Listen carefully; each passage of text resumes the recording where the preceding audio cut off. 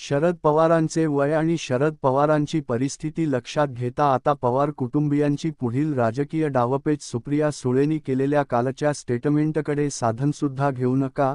सुनेत्रा पवारांना त्या स्टेटमेंटचा अर्थही कळालाय आणि ते स्टेटमेंट प्रवाहाच्या विरुद्ध दिशेने जाईल आणि उद्या भविष्यात आपल्यालाच गोत्यात आणेल, यावरती सुद्धा शिक्कामोर्तब करणार आहे. सुप्रिया सुळेंनी काल केलेली खेळी सांगते की पवारांच्या डोक्यानेच सुप्रिया सुळे चालल्या. स्टेप बाय स्टेप समजून घेऊयात. बारामती पोटनिवडणुकीच्या निमित्ताने पवार कुटुंबियांमध्ये सध्या एकमेकांबद्दल पॉलिटिकल ट्रायल सुरू झाला आहे. सध्या तरी बारामती विधानसभा मतदारसंघासाठी सुनेत्रा पवारांना उमेदवारी मिळाली असली तरी 2029च्या विधानसभा निवडणुकीसाठी त्याच उमेदवार असतील हे छातीठोकपणे कोणीही सांगू शकत नाही. 29 येता येता पुलाखालून बरंच पाणी वाहून जाईल हे जरी खरं असलं तरी बारामती लोकसभा आणि विधानसभा निवडणुकींची शाब्दिक मोर्चेबांधणी पवार कुटुंबियांनी आत्तापासूनच सुरू केली आहे.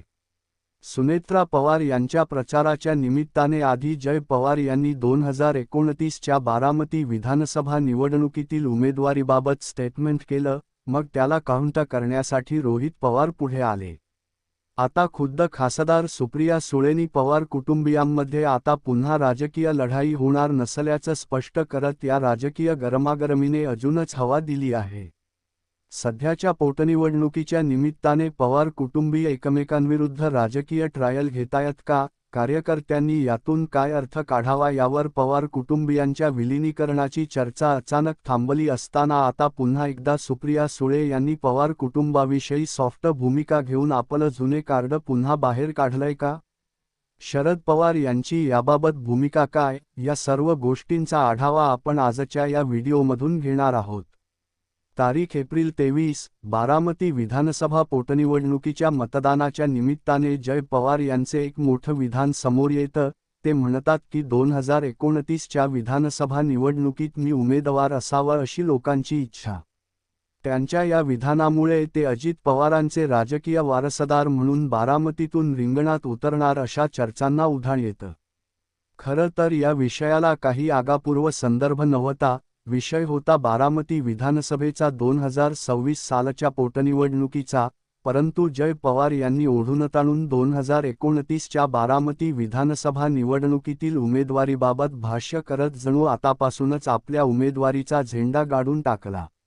अर्थ निघतो तो म्हणजे अजित पवार यांचा राजकीय वारसदार म्हणून जय पवार यांना स्वतःला प्रोजेक्ट करायची हीच नामी संधी आहे. सध्या अजित पवार यांच्या निधनामुळे बारामती विधानसभेत मोठी पोकळी निर्माण झाली आहे. अजित पवार यांच्या बाबतीत बारामतीकरांमध्ये सहानुभूतीची भावना आहे. आत्ताच्या पोटनिवडणुकीत सुनेत्रा पवार यांच्या 2 लाखांहून अधिक मतांनी विजय होणार हे दावे त्याच आधारावर केले जातात. मुख्यमंत्र्यांसह उपमुख्यमंत्री एकनाथ शिंदे यांनी बारामती पोटनिवडणुकीसाठी कंबर कसली. निवडणूक बिनविरोध व्हावी यासाठी त्यांनी सर्व प्रमुख पक्षांच्या नेत्यांची मनधरणी करत सुनेत्रा पवारांसमोर आव्हान कमी केलंय.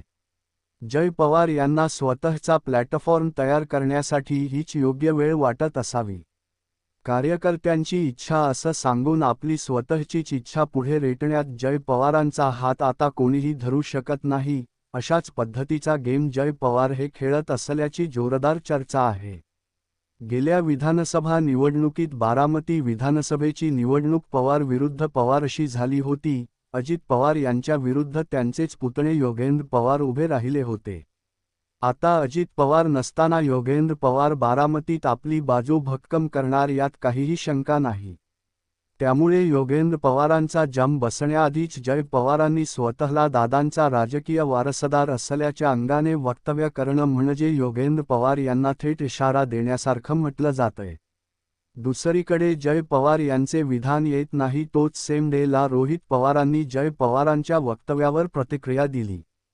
ते म्हणाले की 2029 मध्ये पुन्हा एकदा पवार विरुद्ध पवार अशी लढत होण्याची शक्यता नाकारता येत नाही. त्यांनी भाजपवर टीका करत म्हटलं की पवारांचा वारसा संपवण्यासाठी काही लोक ही कौटुंबिक लढाई लावून देतात. आता रोहित पवारांच्या वक्तव्याचा राजकीय अर्थ निघतो की अजित पवार यांचं जरी निधन झालं असलं तरी अगदी डोळे झाकून बारामती विधानसभेची दावेदारी जय पवार किंवा सुनेत्रा पवारांना देण्यासाठी शरद पवार गट काही तयार नाहीये. पवार विरुद्ध पवार लढाई होणार म्हणजे याचे स्पष्ट संकेत असे जातात की जसं 2029 जय पवार किंवा सुनेत्रा पवारांनी बारामतीची विधानसभा लढायची ठरवली तर त्यांच्या विरुद्ध शरद पवार गट उमेदवार देणार, मग तो साहजिकच पवार कुटुंबातीलच व्यक्ती असणार. तो व्यक्ती पुन्हा एकदा योगेंद्र पवार असणार किंवा कर्जत जामखेड मतदारसंघात अवघ्या काही मतांनी निवडून आलेले रोहित पवार देखील असू शकणार. थोडक्यात काय तर बारामती विधानसभेची निवडणूक कुठल्याही पातळीवर मॅनेज न होऊ देता लढलीच जाणार आहे, मग ती पवार विरुद्ध पवार असली तरीही. असा थेट इशारा रोहित पवारांनी दिला.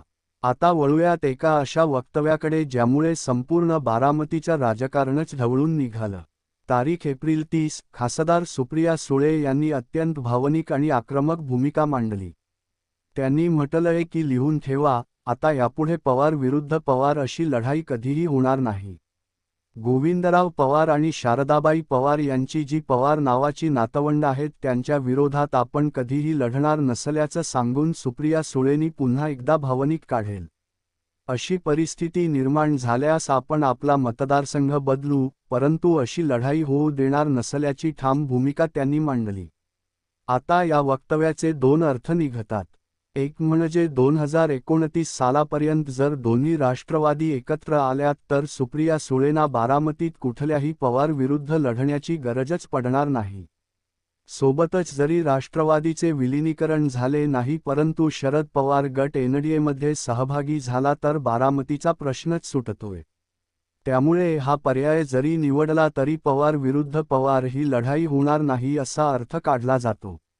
सुप्रिया सुळेच्या वक्तव्याचा अजून एक अर्थ असाही निघतोय की अजित पवार गटातील आमदारांना संभ्रमात टाकून त्यांना आपल्याकडे वळवण्यासाठी किंबहुना भविष्यातील पवार कुटुंबियांच्या विलीनीकरणाबाबत साशंकता निर्माण करण्यासाठी सुप्रिया सुळेंनी ही राजकीय चाल खेळली असावी. पवार कुटुंबाबाबत सुप्रिया सुळे या नेहमीच हळव्या असतात, परंतु एकीकडे कुटुंबवत्सल म्हणून दाखवायचं आणि दुसरीकडे बारामतीत अजित पवारांविरुद्ध योगेंद्र पवार यांना उभा करायचं असा दुहेरी राजकीय डाव महाराष्ट्राने याआधी पाहिला.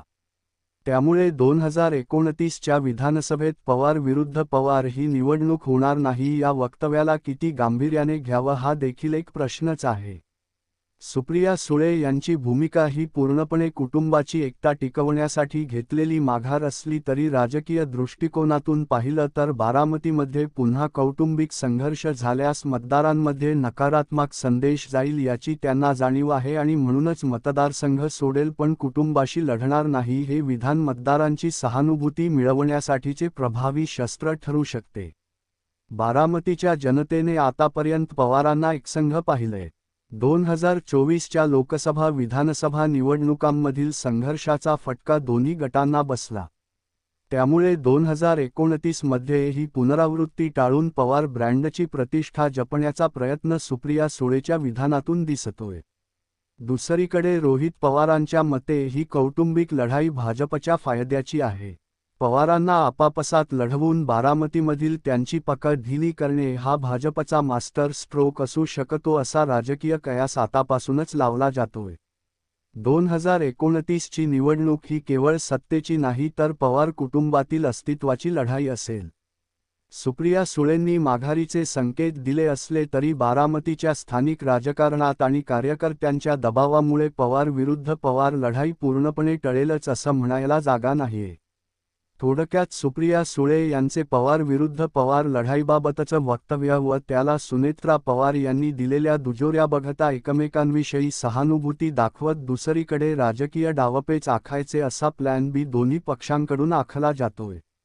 सुप्रिया सुळे यांनी बारामतीच्या पोटनिवडणुकीत सुनेत्रा पवार यांना दाखवलेला जाहीर पाठिंबा 2029 पर्यंत कायम राहील की नाही या शंका भविष्यात अजित पवार आणि त्यांच्या कुटुंबियांप्रती असलेली सहानुभूतीची लाट ओसरलीच तर पुन्हा एकदा पवार विरुद्ध पवार असा सामना बघायला मिळू शकतो याचीच अधिक शक्यता वाटते. पण या सगळ्या प्रवाहाविरुद्ध खेळीचा सुनेत्रा पवारांनाही पुरेपूर अंदाज बसलाय. तुम्हाला या सगळ्या घडामोडींबाबत काय वाटतं कमेंटमध्ये जरूर सांगा आणि अशाच राजकीय घडामोडी जाणून घेण्यासाठी आपल्या जनमत लाईव्ह या चॅनलला सबस्क्राईब करा. धन्यवाद.